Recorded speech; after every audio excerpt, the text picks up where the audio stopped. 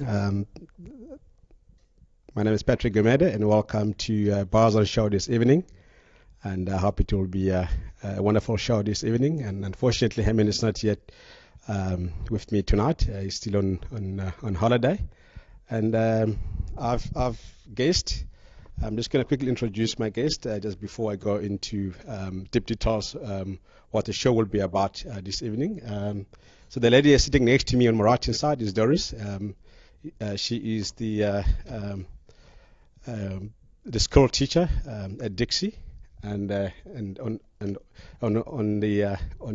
my far right, that is Doris's daughter, Melissa, and this young lady on my left hand side is Jessica, and she is how old are you, Jessica? Quickly, she's 12 years old.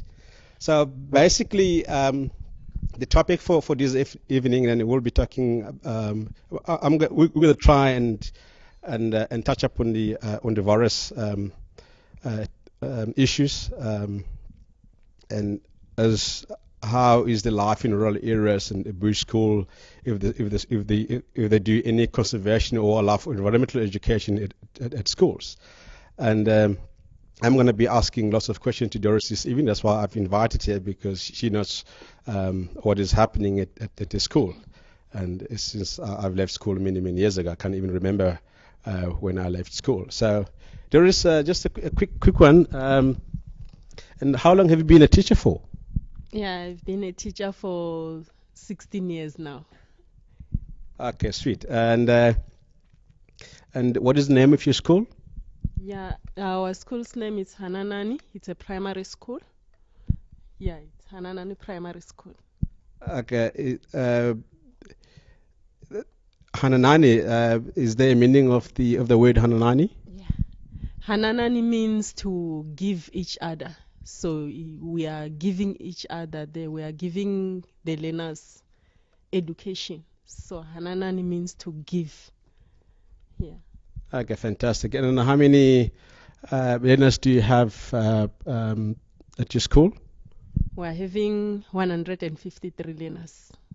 Wow, that's a lot of learners. And but just tell me a little bit, how big is your school, and or basically how many classrooms do you have at your school, and the other facilities that you have at the school as well?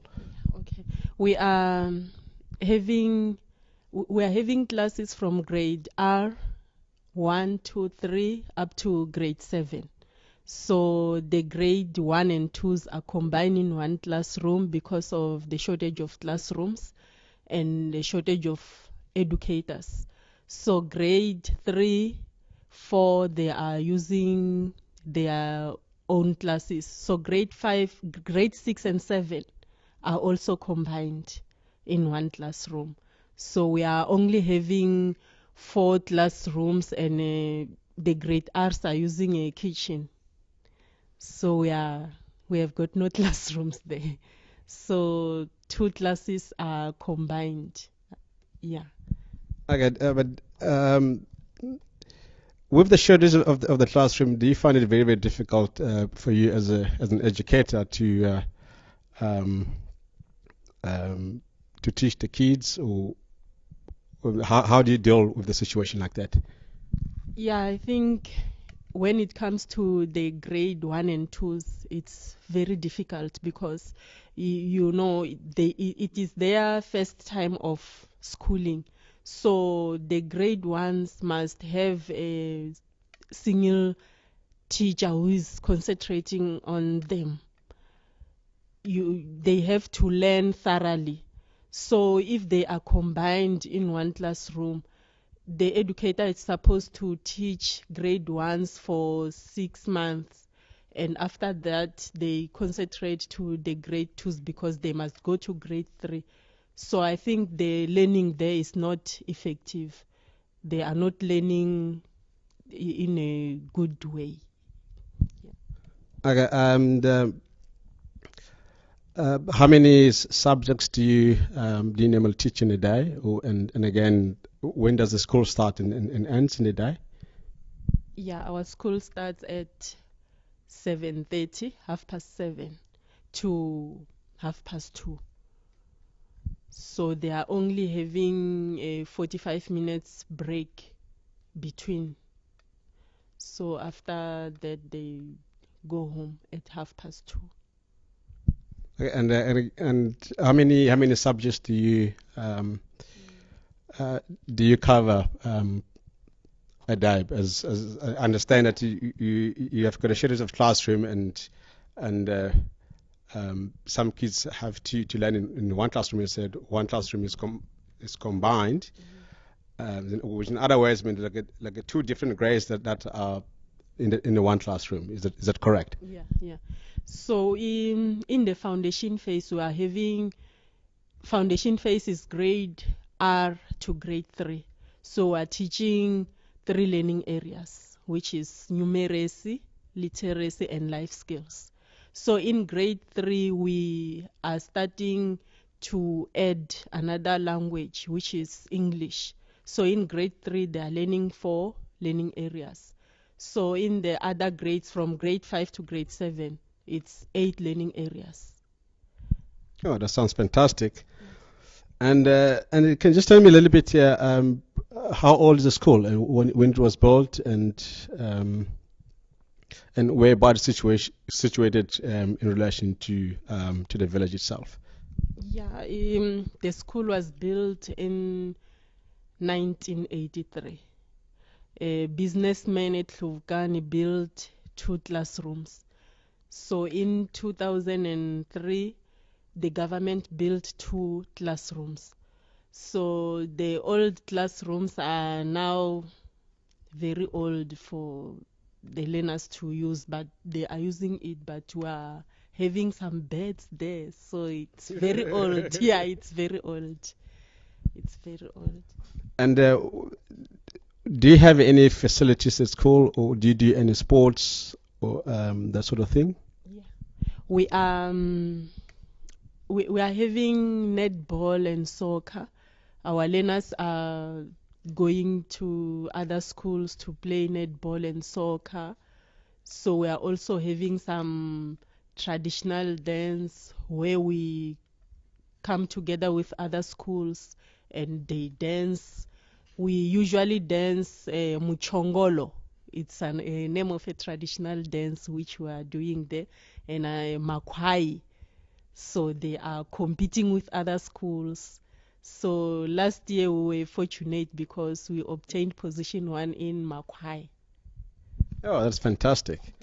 And how often do you sports at your school? Yeah, in our school we had a problem because we were supposed to go and play with other schools, but we were not having soccer boots, you see. So they said that we cannot play soccer because our learners were not having soccer boots. So it just discouraged us. So for this year, we have not yet went to play with other schools because of that.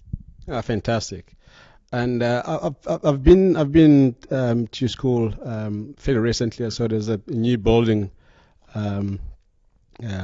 just on the side of the 2 new classrooms that were built a couple of years ago. What is that building for? Yeah, we are having a computer center which was built by Bethel Souk Trust. So the trust, I think it's a trust from the game reserves here near our schools. So they've built that classroom for computers. So it's a computer center. Oh, fantastic! I didn't know that. So that sounds terrific. And do you have internet connection at your school? No, it's not working for now. But in the past 2 years it was working, but now it's no more working. So we don't have internet now. Okay. And on my understanding, when we were chatting earlier, just before we went live here, and you said, and sometimes you you take your kids in the Kruger National Park trips, or in the Cyberstone or Timbavati reserves trip, just to expose the learners to the wildlife, and do the learners like that so much, and how often do you do that basically? Yeah, usually the Kruger National Park is taking some schools to learn about nature conservation there. So last year we went there twice. So for this year we have not yet went there. So it was very great for our learners because they've learned a lot. We are having some lessons where we teach them how to conserve nature and how to look after wildlife, something like that. So they have seen everything which we're talking about there. Again, I mean, after those trips, and when you guys have returned home, do the kids do some practicals on what they've seen in those particular trips? Yeah, I think in the past years, people were usually going to the bush and kill some wild animals. Sometimes you find that people were chopping trees and everything. So for now, I think it has decreased. There is no more such things being done because we have also taught our learners that human beings and animals cannot photosynthesize food, so we need plants for chlorophyll, you see. So we get chlorophyll from plants directly, or we get it from the animals which eat the plants. So I think since that time they know the importance of plants and animals. Oh yeah, and what do the kids feel about poaching in the reserve? Do they know anything like that, or is it something that you also teach your kids at school? Yeah, we teach them. They have to look after the natural resources. They must not kill the animals. They have learned that because I've also told them that people from overseas usually come here to see the wildlife. So they come here and they are helping us with economic growth, you see. So if they come here and find that there is no animals, they will no more come here. So they have to look after our environment. Okay. Do you you also mentioned something about the culture and traditional, and do you also cover this kind of a subject or a similar subject at school? Yeah, we are teaching them about our culture. So we are usually having a learning area which is art and culture. So it's where we put the cultural lessons there because they must know that we are having our own culture which we have to follow. So we are teaching them about our culture. Okay. In your experience, Doris, if you can just share with us a little bit, um, as far as the Shangaan speaking culture is concerned, and again, now it's kind of a mixing, and we've got the westernization, and how do you think about it? Do you think our culture, or the other tribes culture and traditional is it's dying, or is there anything that we can do to actually retain our culture? Yeah, I don't think it can be like the olden days, because in the past education was not important. So now the Western life and our Shangan culture, I think it is now mixed, because now the children are going to school and they are learning something differently from what was happening in the past, because things are now changing. In the past, the people were not going to school. Like I can say, girls were not allowed to go to school. They were, according to the what the parents were saying, girls were supposed to be married and taken care by their husbands, you see. So now we are all working and we have to take care of ourselves, because now things are being bought. So, but in the past, they were going to the field to maybe plow and get food there. So now it is not normal like that. So things have changed. So I think westernization is now taking, yeah. Yeah. Thanks very much. I'm just going to quickly ask Jessica a couple of questions, and both girls are Doris's daughters, and she is at grade. I think I'm gonna just let her just tell us what grade are you on? I'm on grade 8.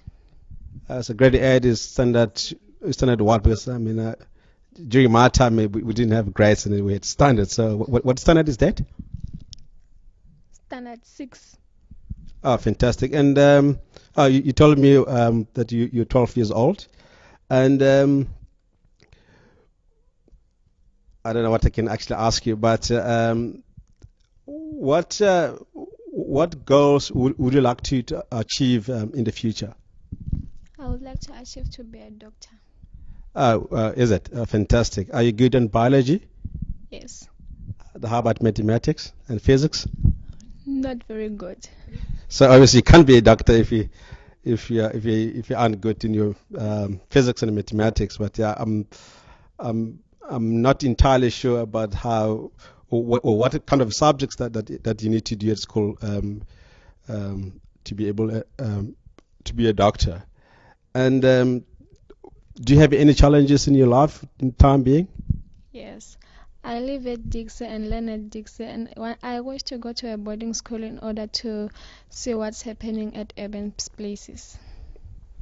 Okay, but have you already thought of the one school that you would like to go, maybe in the next couple of years or whenever you'll be ready to go to the boarding school? Yes, at Nelspruit. Oh wow, that's very, very far. Nelspruit is about 250 kilometers away from Djuma Game Reserve, where we are at the moment. And when do you want to go to learn in Nelspruit, and why?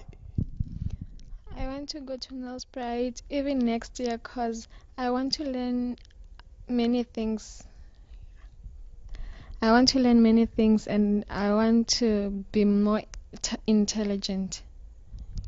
So you want to tell me that you aren't wise enough now? I am. Okay, wonderful. Don't you think that it will be very difficult for you to go and learn in Nelspruit? No. Okay, cool. And let me just think of that one question quickly. And what do you think of your school? It is great. Okay, great. And do you travel to school every day, or do you stay at the school hostels there, or there's no accommodation for the learners at your school? I travel. And how do you travel? Do you walk, or you travel by bus or taxi, or you've got a bicycle that you ride back and forth every day? I walk. Oh wow! And then how far is your school from where you live? About 6 kilometers. So you walk 12 kilometers back and forth every day. So that's pretty cool. And just speaking to Jessica, yeah, and I hope you can hear her. And she says she wants to go to um, to learn in Nelspruit, and